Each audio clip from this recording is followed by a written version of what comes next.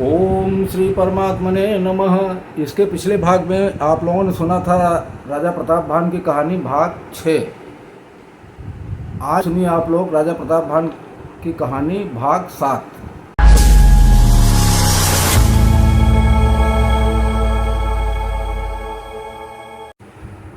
ओम श्री परमात्मने नमः। आज आप लोगों के समक्ष बालकांड का दोहा नंबर 171 से 173 तक प्रस्तुत किया जा रहा है। दीन दयाल बिरदु संभारी, हरहु नाथ मम संकट भारी। तापस निप निज सखहि निहारी, हरसि मिलऊ उठ भयऊ सुखारी। मित्र ही कहे सब कथा सुनाई, जातु धान बोला सुख पाई। अब सांधे ओरे पुसुनहु नरेसा, जो तुम कीन मोर उपदेशा। परिहरि सोच रहु तुम सोई, बिनु औषध बियाधि विध खोई। कुल समेत रिपुमूल बहाई, चौथे दिवस मिलब मैं आई। तापस निपहि बहुत परितोषे, चला महाकपटी अतिरोषी। भानु प्रताप ही बाज समेता, पहुँचाए से छन माझ निकेता। निपहि नारे पहि शयन कराई, हय गृह बांधे सी बाज बनाई। दीन दयाल बिरदु संभारे, हरहु नाथ मम संकट भारी। राजा के उपरोहित ही, हरि लई गयऊ बहोरे। लई राखे से गिरी खोह महूँ, माया कर मति भोरे। दीन दयाल बिरदु संभारे, हरहु नाथ मम संकट भारी। आपो बिरचे उपरोहित रूपा, पर्यो जाए तेहि सेज अनुपा। जाग्यो निपयन भये बिहाना, देखी भवन यति अचरज माना। मुनि महिमा मन महु अनुमानी, उठो गवहि जहि जानन रानी। कानन गयऊ बाज चढ़ते ही, पुर नर नारी न जानो के ही। गए जाम जुग भूपति आवा, घर घर उत्सव बाज बदावा।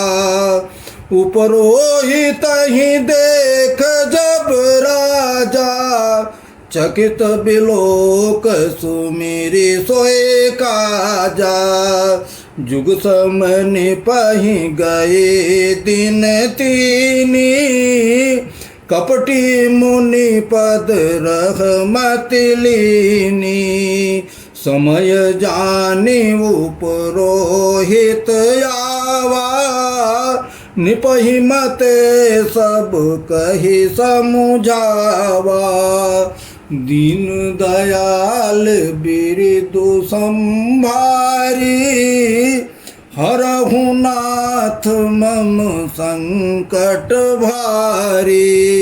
निपुहर से वो पहचान गोरो भ्रम बस रहा न चेत बरे तुरत सत सहस बर विप्र कुटुंब समेत दीन दयाल बिरदु संभारे हरहु नाथ मम संकट भारी उपरोहित जेवनार बनाई छरस चारे विधि जसि श्रोते गाई मायामय तेहि कीन्ही रसोई व्यंजन बहु गनि सकई न कोई विविध मृगन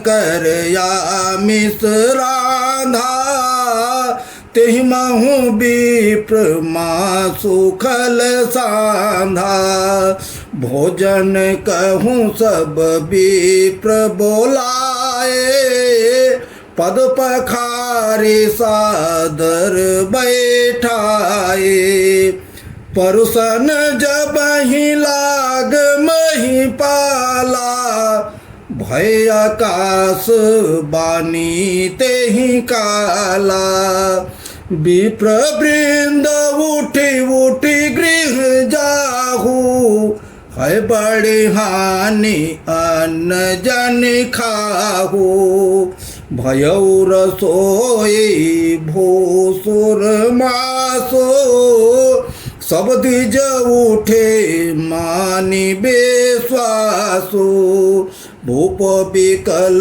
मति मोह भुलानी भावी बस न याव मुख बानी दीन दयाल बिरदु संभारे हरहु नाथ मम संकट भारी बोले विप्र सकोप तब नहीं कछु कीन विचार जाय निशाचर हो निप मूढ़ सहित परिवार दीन दयाल बिरदु संभारे हरहु नाथ मम संकट भारी बोले सियावर रामचंद्र की जय। ओम श्री परमात्मने नमः।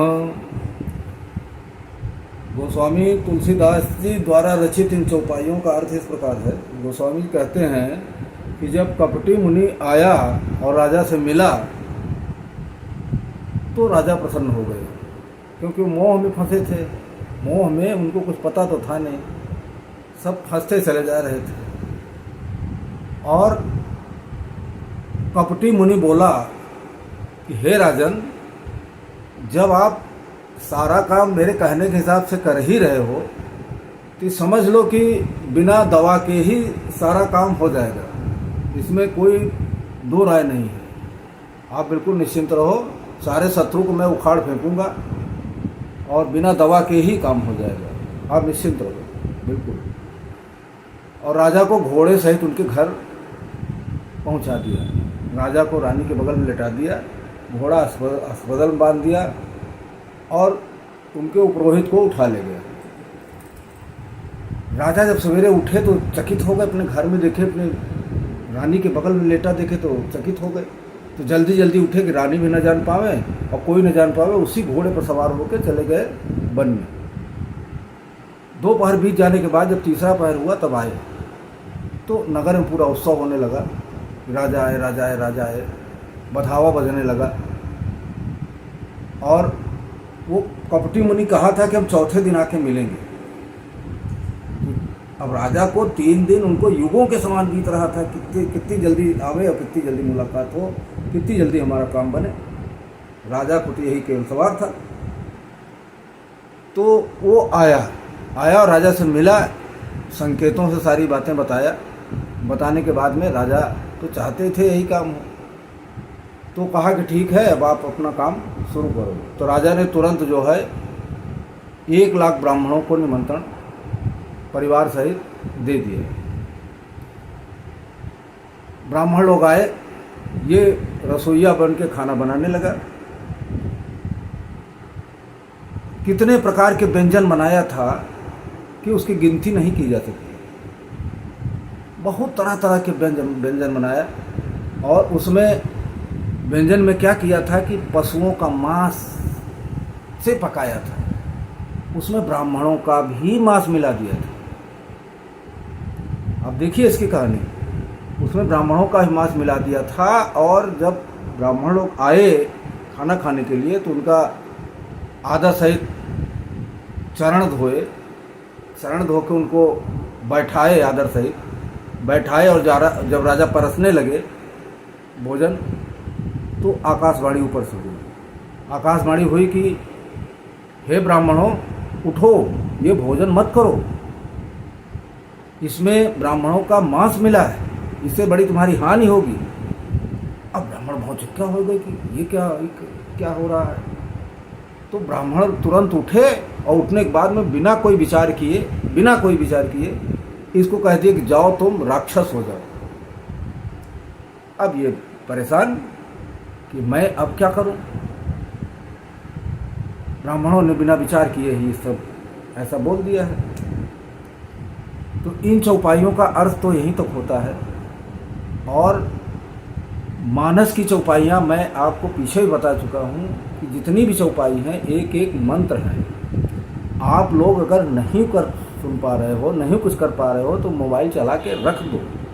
मोबाइल चला के जब रख दोगे तो उसको कान में तो पड़ेगा ना, तुम्हारे कान पड़ेगा, तुम्हारे परिवार के कान पड़ेगा।